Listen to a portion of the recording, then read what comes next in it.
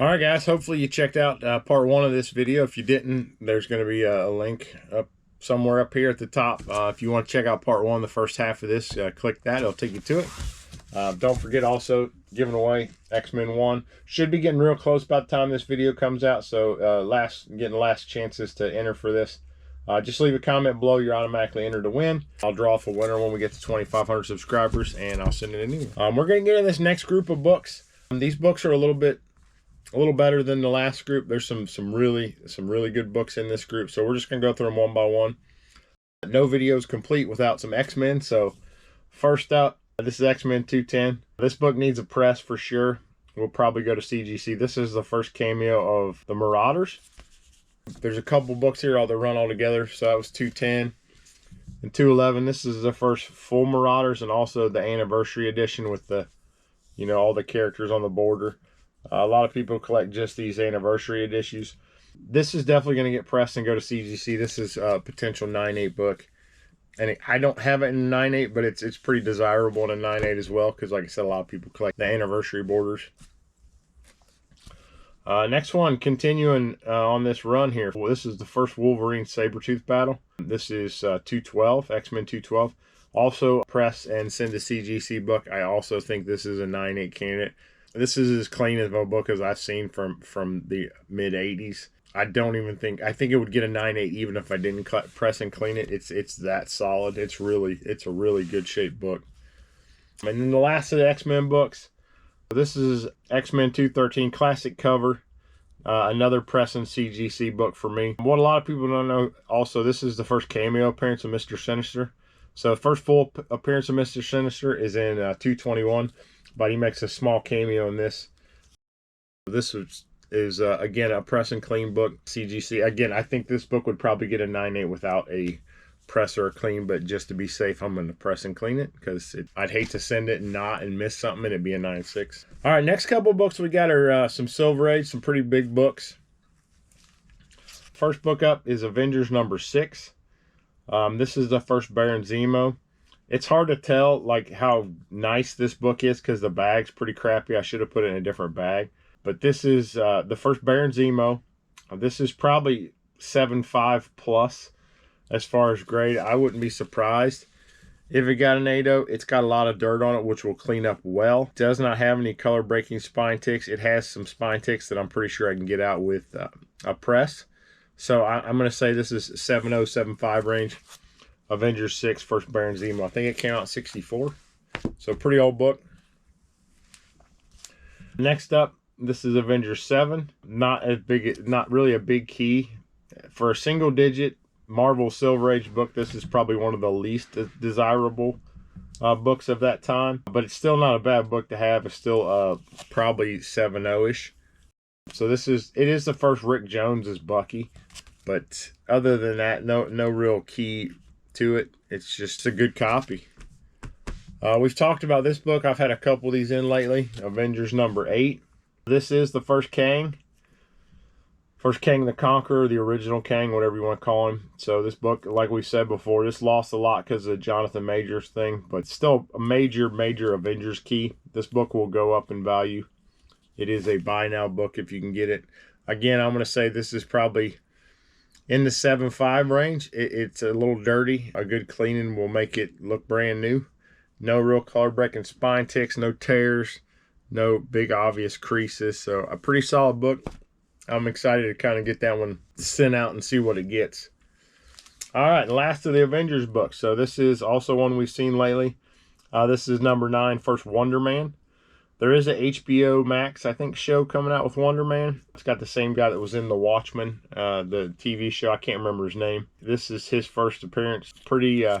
Another pretty good key. This is a little bit lower grade. It does have some color breaking stress lines. Probably a 6.0 would be my guess. Still definitely worth CGCing it. I'll go through these. I haven't flipped through any of these books or anything yet. This next one's another tough one to find in high grade. So this is Blade number 1. It's the first ongoing Blade series. I'm pretty sure you can tell on the camera. All the blade and then the swords he has are all reflective. It's like a metallic. So, again, that's pretty common style of books that Marvel and DC put out in this time frame, late 80s, early 90s. There are a few ticks on this. This is a tough book to press. I may give it a shot. I don't know. I would definitely send this in if I thought I could get a 9.8. But again, with this, you know, the metallic cover and it's indented, it's a tough book to press. So we'll take a look at it and see. I just don't know. You know, I think it's a good book. I might still send it in if I think it's going to be a 9.6 or a 9.4, but I don't think I would send it in if I thought any less than a 9.4. And again, all these books came from auctions I bought at Heritage.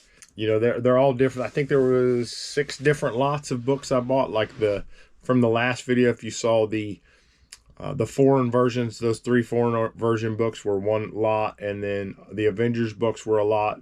The Fantastic Four was 2 or 3 different lots. And then this was a lot. These next few books were in one lot together. So this is Bloodstone #1.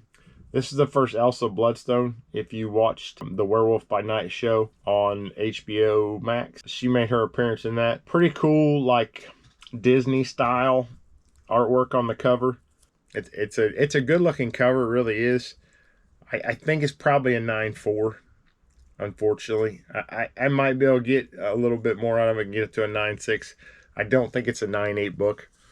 It's just got a couple pretty rough dings in the spine right in here, but pretty good book to have. Like it's a decent key.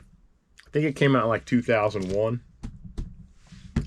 The reason I bought the lot that this was in wasn't for this book though. It was for the next couple books. So this book, Sandman #1. This is the first Morpheus or Dream. I think he called them both in the story. And then Unity Kincaid, it's the first appearance of her, who's pretty big in the story of this. Neil Gaiman's story, Neil Gaiman's writing is phenomenal. If you've not ever read Neil Gaiman, you're missing out. I'm sure if you haven't read him, you've probably seen TV shows based on his stuff. And this is definitely a Preston CGC book. If you're not familiar with this story, there's a great audio book on Audible. I think you can get it. That's got great actors like James McAvoy does the voices. It's a great audio book of this. If you're in your car a lot, good to listen to. There's also a Netflix show that was really good based on these stories. Really good story. If you're not familiar, Morpheus is the Sandman. You know, he helps you dream. He gets caught, and people aren't dreaming for a long time till he gets free. His sister and brothers are Death, Despair, Desire. You know, they're all the main siblings that he has of the Endless. Next one in that lot was Sandman #4. So this is the first appearance of Lucifer Morningstar. So Lucifer, obviously Satan. They made a TV show off of Lucifer, off the character from this book, if you watch that. This is definitely also a CGC. This is probably a 9.6. There's one spine tick that I'm not going to be able to get rid of. It's like right here. Other than that, I'm pretty sure this is a 9.6. The artwork, I'm not a big fan of the cover art on these. Like a lot of people really like it. It's interesting. It's just not my style. I do like this next cover and the same artist, but for the most part, not a big fan. This is #8. This is the big one of the Sandman books. This is the first appearance of Death, who's Morpheus or Dream's sister. Again, probably a 9.0, 9.2. Definitely a CGC book.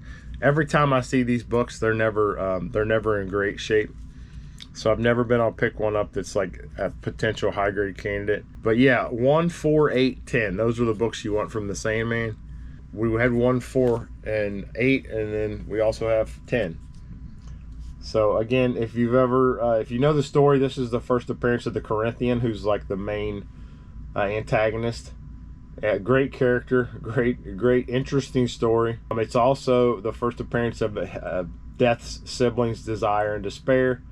And the one thing in this book is in the center, there's a Wes Craven movie. I think it was The Shocker, not the Shocker, but the movie's called Shocker. And there's a poster inside of this at the centerfold stapled in. So if you ever pick this up, make sure that the poster's in it. I haven't checked this one, but I think the poster is in this.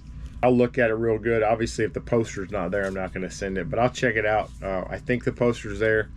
There's a couple crunches on the corners that I can't really do much about, but I'll take a look at it. Like I said, if I think it's a 9.6 or better, I'll probably send it in.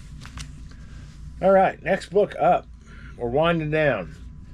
The Sensational She-Hulk #1. So this is the second She-Hulk series. The cover's kind of funny because if she's basically mocking that her first series got canceled, and that if she says if you don't buy this one, she's gonna throw away all your X-Men books, or she's gonna come rip up all your X-Men books, and she's holding a copy of Savage She-Hulk 1. Let her come try and take my X-Men comics. That ain't happening. So a pretty iconic cover. Not a great big high grade book. Probably definitely won't CGC this one. It is a newsstand, so that's nice. But you know, other than that, it's just an iconic cover. Second sensation or second series of She-Hulk. All right, next up, Spider-Woman #1. So this is the origin of Jessica Drew. I believe she made her first appearance in the Secret Wars. I want to say that was the Jessica Drew version of Spider-Woman, but I'd have to look. I'm not for sure. This is a really nice copy, newsstand, which they may have all been newsstands this time. Probably a 9.4. So I'll look at it. It definitely needs a cleaning. The white's really dirty in the spotlight behind her. I know you probably can't see it there, but a lot of dirt on there, which will clean up really nicely. And then we'll check it out. May or may not go to CGC. If it does, you'll see it in an unboxing video later. Next book. So this isn't the big one. The big one you want of this is 337, which is the first Beta Ray Bill. So this is 338. This is the second Beta Ray Bill, and also tells his origin. What's cool about this one is this is actually the Canadian version. So you can see there, it's a 75-cent price. The US version was a 60-cent price. So this is the Canadian version. I'm probably going to send this one in because it's a potential 9.8, and it's, you know, it's a little bit desirable because of it being the Canadian variant. They're a little harder to come up with. You see a lot more US versions. So again, I'll check it out and we'll make a decision. Last book in the lot. If you've not seen this before, pretty iconic cover. This may or may not be the first, second, third appearance of the black suit. Again, it's a great cover. I like just the all black and white. Marvel Team, so it's Marvel Team Up 141. It is a newsstand, but the reason it's a newsstand also is because it's also the Canadian price version, 75 cents. The US version was 60 cents.